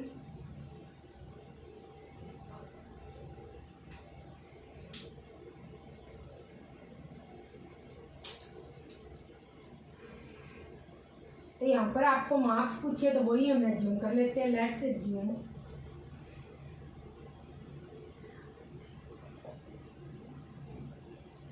Marks in maths x और मार्क्स इन साइंस वाई। अब इन दोनों के मार्क्स का सम दे रखा है x plus y is equal to 28 दे रखा। तो y को हम x की फॉर्म में लिख लेंगे 28, और x जब राइट साइड जाएगा तो माइनस का हो जाएगा। इट मीन्स उसके मैथ्स में मार्क्स x है और साइंस में कितने हुए 28 माइनस x, ये उसके साइंस में मार्क्स है। अब आपको दे रखा है यहाँ पर, अगर इसको हाइपोथेटिकल केस दे रखा है, अगर उसको मैथ्स में 3 मार्क्स ज़्यादा मिलते हैं तो मैथ्स में कितने मार्क्स है x, उसमें 3 मार्क्स ज़्यादा हो, साइंस में 4 मार्क्स कम हो, साइंस में कितने मार्क्स है 28 माइनस एक्स और उसमें 4 कम हो, तो इन दोनों का प्रोडक्ट किसके बराबर होता है 180 के बराबर। तो यही हमने किया है। तो x प्लस 3 आपके पास आ जाएगा, x plus 3 28 minus 4 24 minus x is equal to 180। अब इस पूरी एक्सप्रेशन को इससे मल्टीप्लाई करना है, तो पहले इस टर्म को इस पूरी एक्सप्रेशन से मल्टीप्लाई करोगे 24 माइनस एक्स, और प्लस का 3 इस पूरी एक्सप्रेशन से मल्टीप्लाई करोगे 24 minus x is equal to 180। तो आप यहाँ पर देखोगे 24x, x को माइनस एक्स से मल्टीप्लाई करेंगे, 3 को 24 से मल्टीप्लाई करेंगे तो 72, और ये हो जाएगा माइनस का 3x इज इक्वल टू 180। अब सारी की सारी टर्म्स हम लेफ्ट साइड ले आएंगे, राइट साइड ले जाएंगे, क्योंकि लेफ्ट साइड है हमारा एक्स स्क्वायर माइनस का है। तो ये सारी की सारी टर्म, बिकॉज आपको कैसे पता चलेगा लेफ्ट या राइट लेके जाए, एक्स स्क्वायर को हमेशा पॉजिटिव रखना है, तो एक्स स्क्वायर को आप कहाँ लेके आओगे राइट साइड, तो प्लस का एक्स स्क्वायर हो जाएगा। ऐसे ही 24x और माइनस 3x यहाँ पर ही लिख लो, ये एक बार इधर ही सोल्व कर लो, ये क्या हो जाएगा 21x, 24x और माइनस का 3x क्या होगा 21x, ये माइनस का एक्स स्क्वायर और ये हो जाएगा प्लस का 72 इज इक्वल टू 180, ये हो जाएगा। तो अब इसको सारी की सारी टर्म्स को राइट साइड ले जाओ, तो ये माइनस का एक्स स्क्वायर प्लस का हो जाएगा, प्लस का 21x इधर आकर माइनस का 21x हो जाएगा, और प्लस का 72 जब इधर आएगा तो माइनस का हो जाएगा, और 180 तो ऑलरेडी पॉजिटिव ही है और उसको राइट साइड ही लिखना है। तो हम सारी की सारी टर्म क्या लेंगे राइट साइड लेंगे, तो जिससे ये नेगेटिव हो गई टर्म, एक्स स्क्वायर पॉजिटिव हो गया और 72 नेगेटिव हो गई, ये देखो ये। तो फर्दर सोल्व करोगे तो यहाँ पर आ जाएगा माइनस का 21x प्लस का 180 और माइनस का 72 आपका क्या हो जाएगा प्लस का 108 इज इक्वल टू 0। तो यहाँ पर आप देखोगे कांस्टेंट टर्म आपकी 108 है और इसके साथ क्या है पॉजिटिव साइन है, इट मीन्स माइनस 21x को आपको ऐसे स्प्लिट करना है 2 टर्म्स में। उन 2 टर्म्स को जब आप प्लस करोगे तो माइनस का 21x आना चाहिए, और जब मल्टीप्लीकेशन करोगे तो फर्स्ट और लास्ट टर्म का मल्टीप्लीकेशन आना चाहिए। तो यहाँ पर आपका हो जाएगा x square minus 12x minus का 9x प्लस का 108 इज इक्वल टू 0। इन 2 टर्म्स में आप देख लो जी, इन दोनों को ऐड करोगे तो माइनस का 21x आ रहा है और मल्टीप्लाई करोगे तो 12 9 108 और माइनस माइनस है तो प्लस का 108 एक्स स्क्वायर आएगा। तो इन 2 टर्म्स में आप कॉमन x आएगा और अंदर आ जाएगा x माइनस 12। इन 2 टर्म्स में कॉमन माइनस 9 आएगा और अंदर क्या रह जाएगा x, और यहाँ पर क्या रह जाएगा माइनस का 12 इज इक्वल टू 0। तो पहले कॉमन पार्ट को लिख दोगे x माइनस 12, उसके बाद remaining x minus 9 is equal to 0। तो यहाँ पर आपका या तो x minus 12 is equal to 0 होगा, तो उस केस में माइनस 12 उधर जाएगा तो पॉजिटिव आ जाएगा, या आपका x minus 9 is equal to 0 होगा, उस केस में x आपका 9 आ जाएगा। अगर x आपका 12 हुआ तो उस केस में y क्या हो जाएगा 28 माइनस एक्स, 28 माइनस 12 यहाँ पर आ जाएगा 16। अगर x 12 हुआ और अगर आपका x 9 हुआ तो उस केस में y आ जाएगा 28 माइनस एक्स, 28 माइनस 9, तो यहाँ पर आ जाएगा y 90। तो ये दोनों ही केस सही है, या तो उसके मैथ्स में मार्क्स होंगे 12 और साइंस में होंगे 16, या फिर उसके मैथ्स में मार्क्स होंगे 9 और साइंस में होंगे 19। इन दोनों में से कोई भी केस हो सकता है। तो आप इस तरीके से इसे लिखोगे 12 या 16, ये मैथ्स है और ये साइंस है, या फिर आपके पास मैथ्स में मार्क्स आएंगे 9 और साइंस में आएंगे 19। ये दोनों में से कोई भी केस हो सकता है। कॉपी कर लो, फिर नेक्स्ट क्वेश्चन देखते हैं इसके बाद।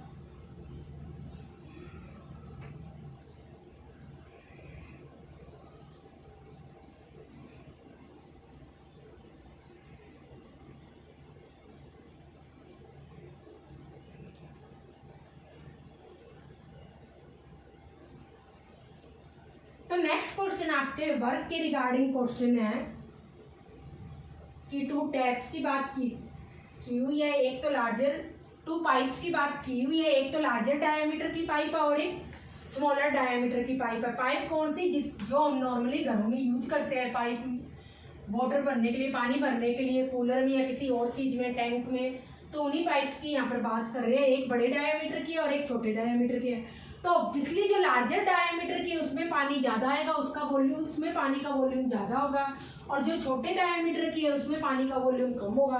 तो पहले कौन सी पाइप भरेगी टैंक को? ऑब्वियसली जिसका डायमीटर ज़्यादा है तो वो टैंक को पहले भरेगी, और जिसका डायमीटर कम है वो टैंक को बाद में भरेगी, तो ज़्यादा टाइम लेगी छोटे वाली।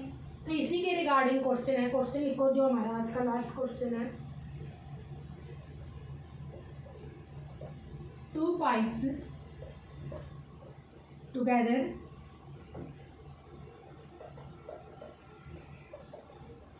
fill a tank in 50 by 8 hours. The pipe with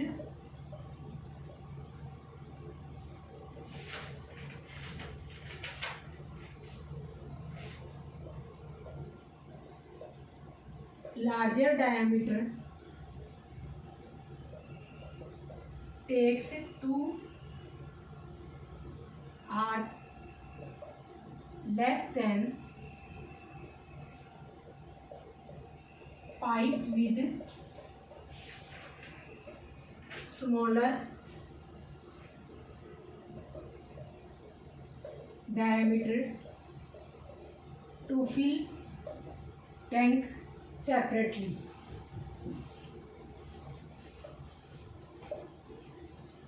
तो आपको निकालना है find time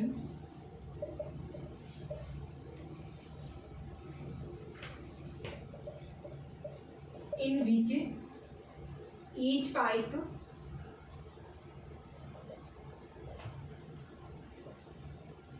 fill tank separately.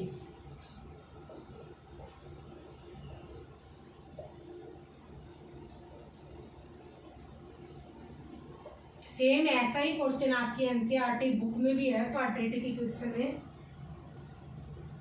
Try करो, फिर हम देखते हैं क्वेश्चन।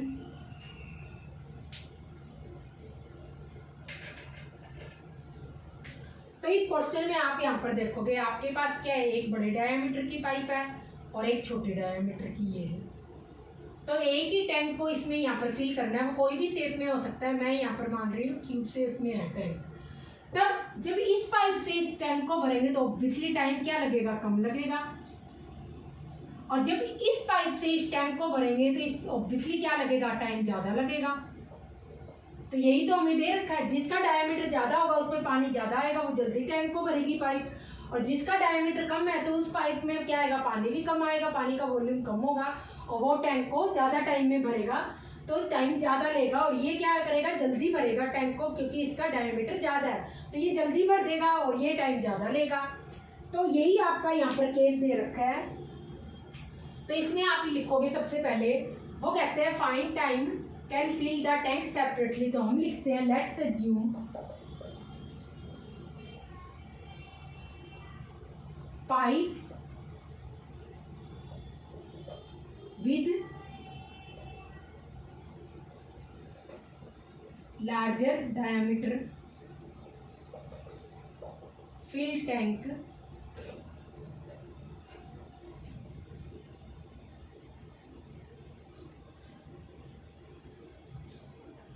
और pipe with smaller diameter fill tank. तो यहाँ पर अगर ये एक्स आर्स ले रही है, आर्स को आप एच आर एस भी लिख सकते हो, तो ये क्या ले रही है, बड़े डायमीटर वाली पाइप 2 घंटे कम ले रही है। अगर ये एक्स ले रही है तो ये क्या लेगी, एक्स माइनस 2 आर्स, यही लेगी। तो इस केस में हमने लिख लिया। अब हम नेक्स्ट यहाँ पर लिख रखे हैं, यहाँ पे दे रखा है 2 पाइप्स, दोनों पाइप ये तो अलग अलग टाइम है। ये पाइप ले रही है जब उस टैंक को भरेगी तो एक्स माइनस 2 आवर्स अकेली भरेगी, और जब ये वाली पाइप उस टैंक को अकेली भरेगी तो एक्स आवर्स लेगी। पर जब ये दोनों मिलके उस टैंक को भरेगी तो टोटल टाइम कितना ले रही है, 15/8 hours. Together fill tank 15/8 hours.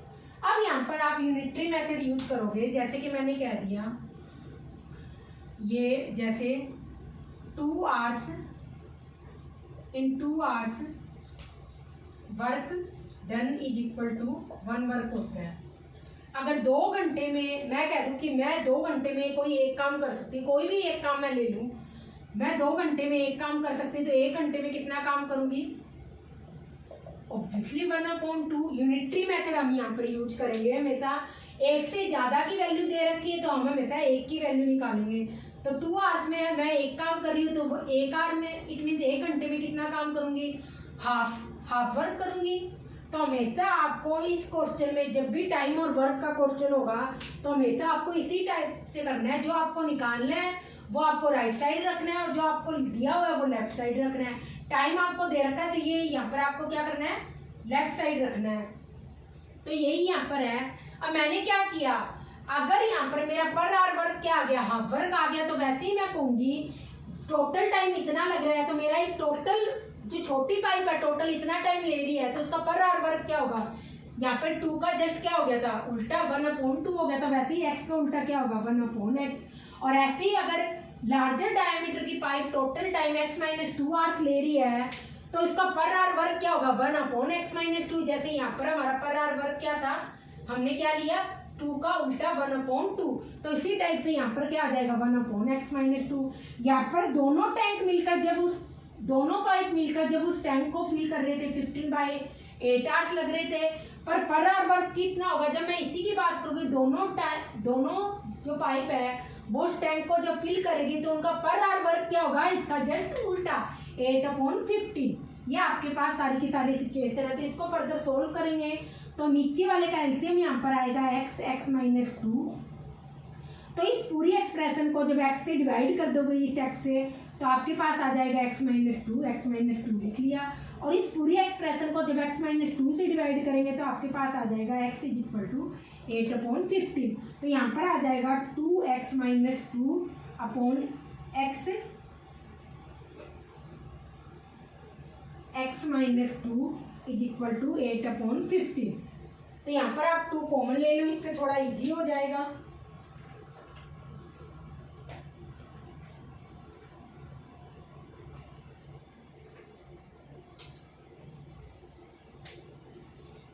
तो 2 यहाँ पर कॉमन ले लिया, x माइनस 1 नीचे आ गया, x माइनस 2 इधर आ गया 8/15। तो यही सारा का सारा हमने लिखा है। यहाँ पर 2 कॉमन ले लिया तो हमारा x माइनस 1 आ गया, और x और इस 2 को यहाँ पर जब करेंगे तो यहाँ से ये कट जाएगा 2, ये देखो ये रहा, ये 2 से 8 कट गया, और यहाँ पर आ जाएगा x minus 1 upon x minus 2 4/50। अब इसको क्रॉस मल्टीप्लाई कर देंगे तो 15x माइनस 1 और 4x माइनस 2 आपके पास आ जाएगा। और इसको फर्दर सोल्व करोगे तो आपके पास आ जाएगा 15x माइनस का 15 4x माइनस 2 15x माइनस का 15 4x स्क्वायर माइनस का 8x आ गया। और इसको जब उधर की साइड ले जाएंगे तो आपके पास आ जाएगा 4x माइनस का 8x और 15x भी उधर जाएगा तो ये हो जाएगा माइनस का 23x, और माइनस का 15 उधर जाएगा तो प्लस का 15 आएगा। अब इसको यहाँ पर क्वाड्रेटिक फॉर्मूला से सोल्व कर लो। तो यहाँ पर आप देखोगे आपकी बी की वैल्यू क्या होगी, डायरेक्ट लगा रही हूँ मैं, प्लस का 23 हो जाएगा। क्यों? क्योंकि माइनस का क्या होता है, माइनस बी प्लस माइनस होता है, तो बी की वैल्यू क्या है, माइनस का 23, तो ये क्या हो गया, प्लस का 23, और ये बी स्क्वायर हो जाएगा माइनस के 23 का होल स्क्वायर, और -4 ए क्या है आपका 4 और सी क्या है प्लस का 15 अपॉन में 2a, ए क्या है आपका 4, तो 2a क्या हो जाएगा, 2 × 4 8 हो जाएगा। तो इसको फर्दर जब आप सोल्व करोगे यहाँ पर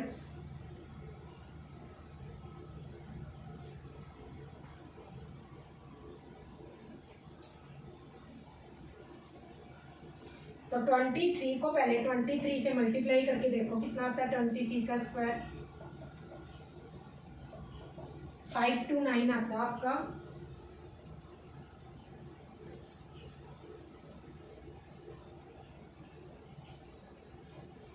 तो आपका x = 23 प्लस का 529 और माइनस का ये आ जाएगा 240, क्योंकि 15 4 या 60 और 60 को 4 से करेंगे तो माइनस का 240 आ जाएगा।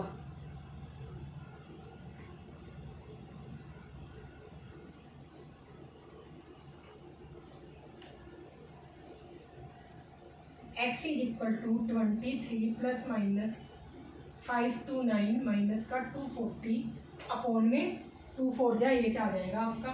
तो इसको फर्दर सोल्व करोगे 23 और ये रह जाएगा यहाँ पर 529 249 8 और ये 289 आ जाएगा अपॉन में 8 आ जाएगा आपका।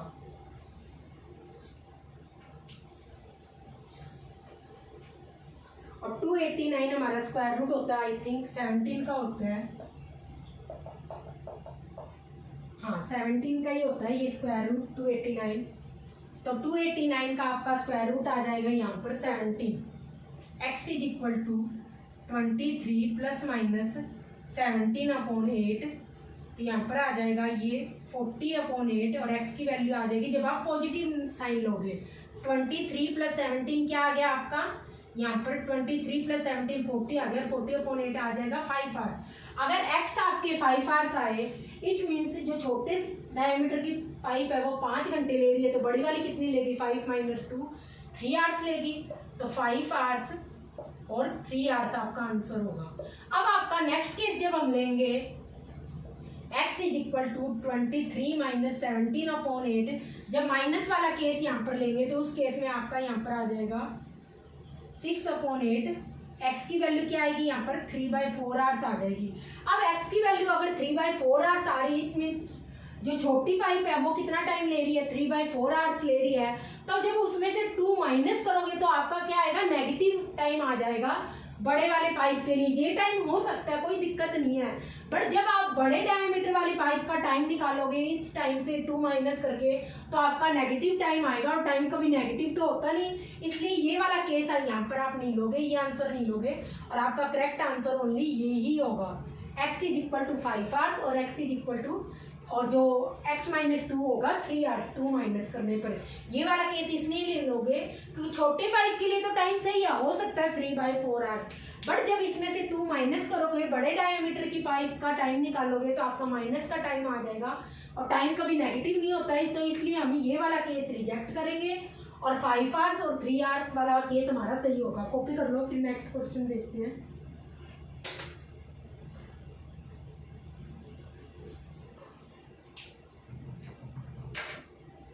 तो ये हमारा आज का लास्ट क्वेश्चन था।